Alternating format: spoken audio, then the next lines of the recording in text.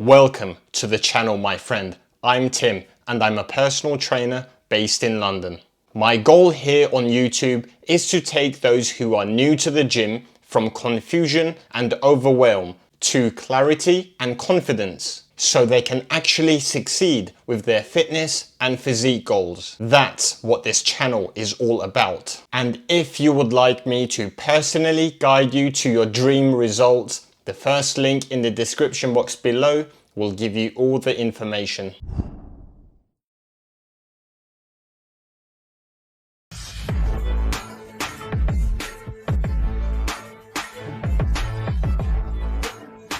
The seated row machine, a great exercise for strength and muscle development for your back.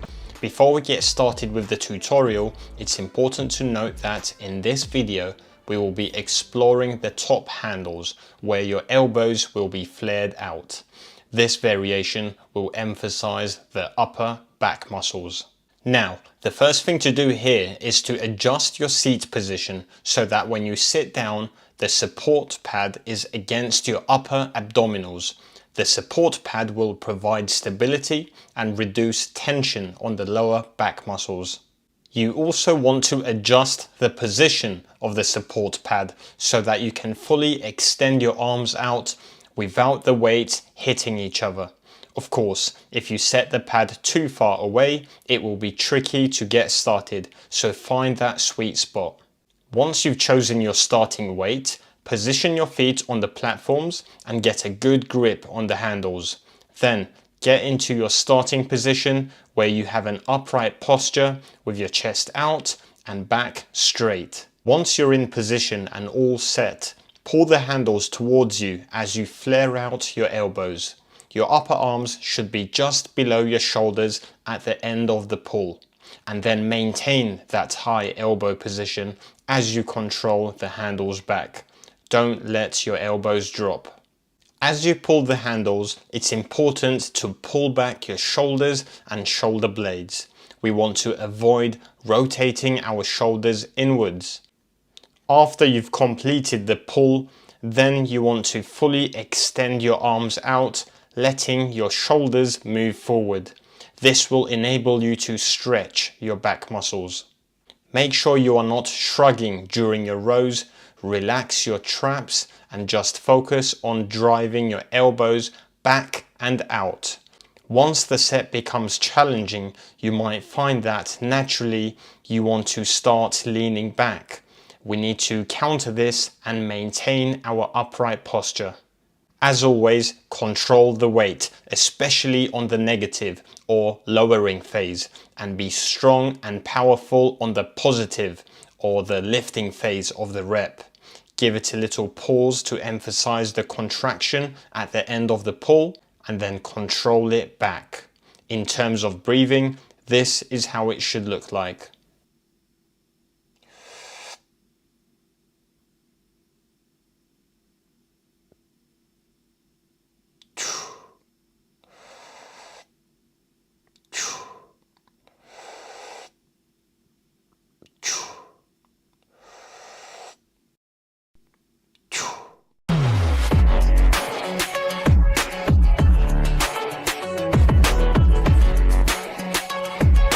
The dumbbell bench press, a great exercise for strength and muscle development for the upper body, more specifically the chest, shoulders and triceps. This is your step-by-step exercise tutorial. First, let's take a look at the setup. Once you pick up your weights, go ahead and take a seat on the bench. To get into your starting position, slowly lie back down as you kick back each dumbbell into position in a controlled way.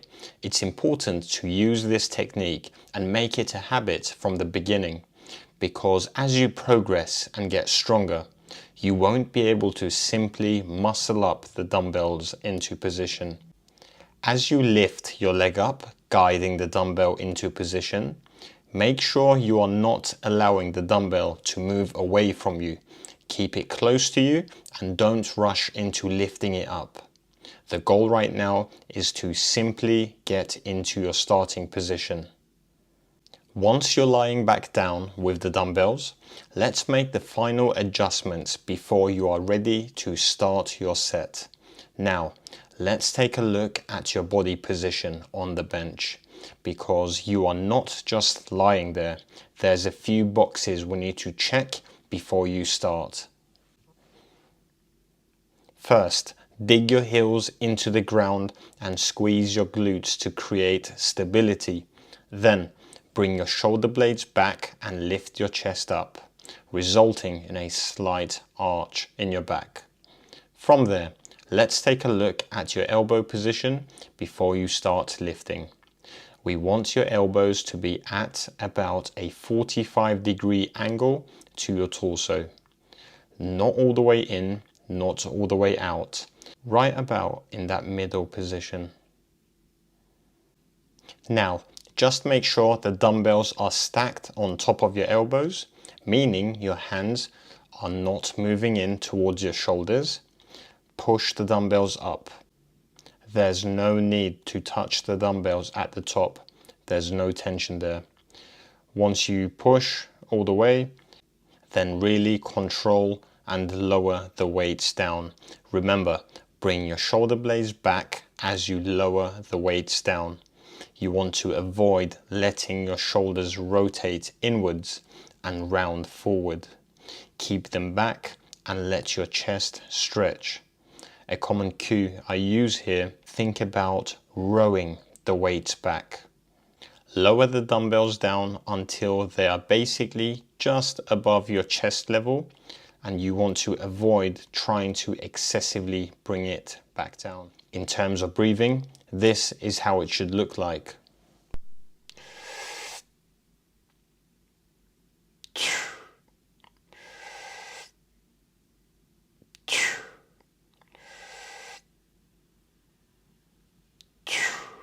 Once you've finished your last rep, control the weights down, position them close to your torso, have them in front of you, and then put them down in a controlled way. Again, once you start using heavier dumbbells, it's going to be really challenging to simply sit back up with the dumbbells after an intense set.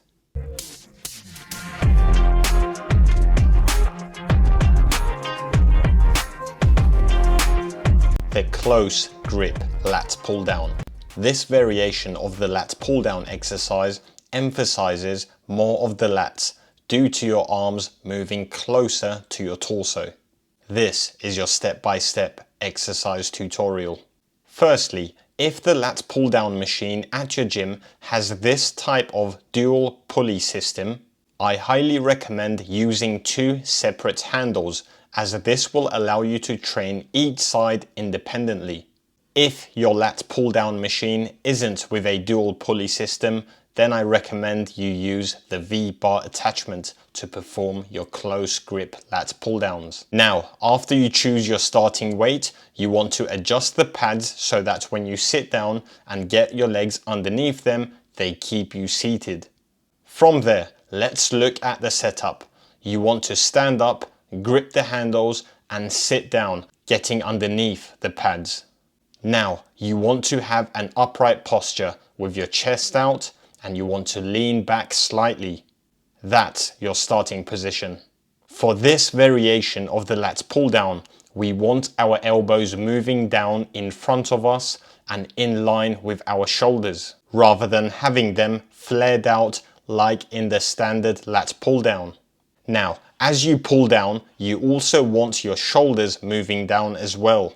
You don't want your shoulders to be shrugged up as you pull. Another mistake to avoid is pulling down excessively to the point where your shoulders start rotating forward and your upper back starts rounding. To target our lats effectively, we want to maintain that nice upright posture. Generally, once you've reached just below your chin level with the handles, you can give it a little pause there for a moment before you slowly control the handles back up to the top, stretching your lats. In terms of breathing, this is how it should look like.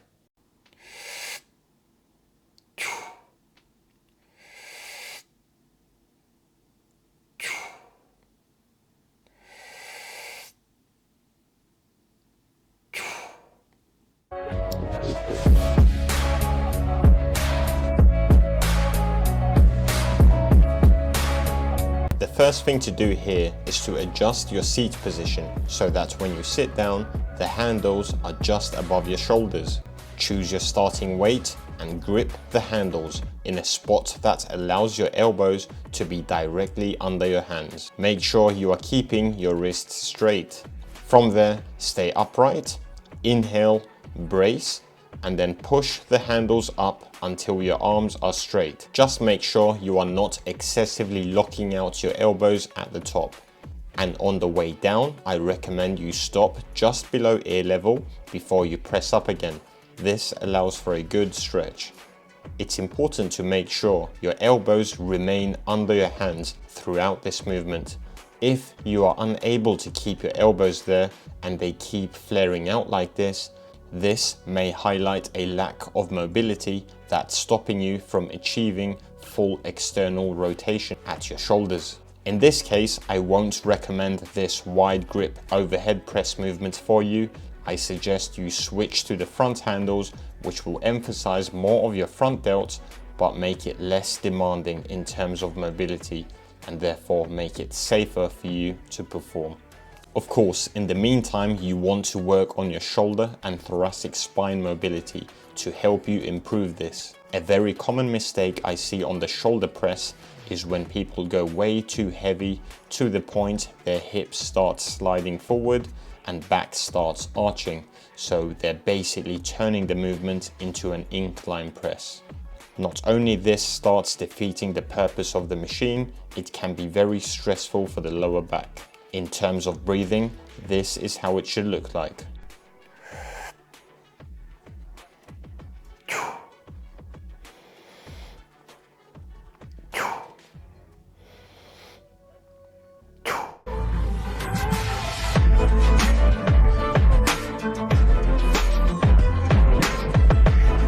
I will help you learn how to perform the reverse fly machine at your gym so that you can effectively and safely train your rear delt muscles, which is the posterior head of your shoulders that are usually undertrained and underdeveloped for most people, which can create imbalances. Now, generally on this machine, you have the ability to do chest flies as well as rear delt flies. So the first thing to do here is to make sure you've set up the handles in the correct starting position for the rear delt flies. You want to have the handles all the way back where they are side by side. The next step is adjusting your seat height so that when you sit down, grip the handles in front of you and extend your arms out. You want the handles to be lined up with your shoulders. Now, let's look at our elbow position. A common mistake is to have your elbows fully bent or fully locked out. We basically want straight arms with slightly bent elbows. Now we know that, let's go ahead and get ourselves in the starting position. Have your feet planted on the ground firmly. Keep an upright posture, grip the handles, and then extend your arms out in front of you. Make sure you are not shrugging up. Keep your traps down. From here, I want you to inhale, brace, and then think about pulling the handles apart. Think about pulling out to the side rather than pulling back. Once your hands are lined up with your shoulders by your side, the concentric part of the movement is done. Give it a little pause there to emphasize the contraction of the rear delts and also to stop any momentum before controlling the handles back to your starting position. Stop just before the weights touch and then pull apart again. Another technique mistake you want to watch out for is letting your elbows drop during this movement. Keep your elbows high. In terms of breathing, this is how it should look like.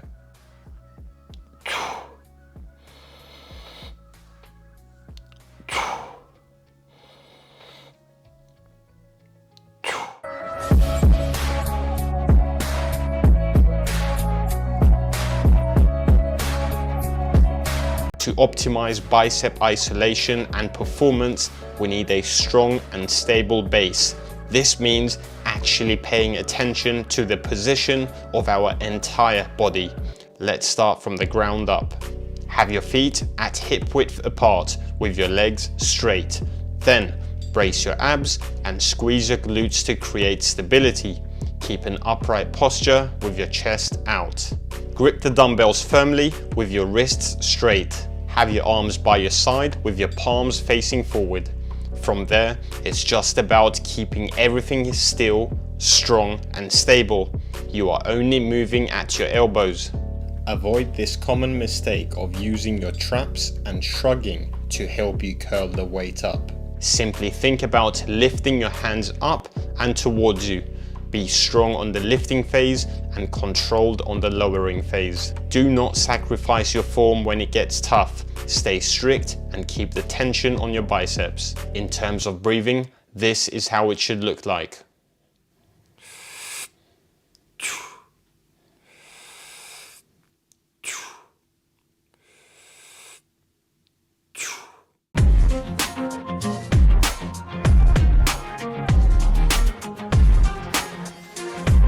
Rope tricep extensions, an isolation exercise that targets the triceps. This is your step-by-step exercise tutorial. Set the pulley to the top and attach a rope handle. Once you choose your starting weight, position yourself like a step away from the rope with your feet at hip width apart. Have your knees slightly bent, posture upright with your back straight. From there, have a slight forward lean in your torso, so a slight hip hinge, and have your elbows just in front of your body. Keep your elbows tucked in close to your body. Since this is an isolation exercise, we only want movement at the elbow joint. Elbow flexion and elbow extension, that's it. Here you want to extend your elbows fully. In other words, we want full lockout, as this will enable full tricep contraction. Give it a little pause once fully extended, and then slowly control the rope back up, reaching the full bend at the elbows. Avoid lifting your elbows up. They should be locked into the same position throughout the set. In terms of breathing, this is how it should look like.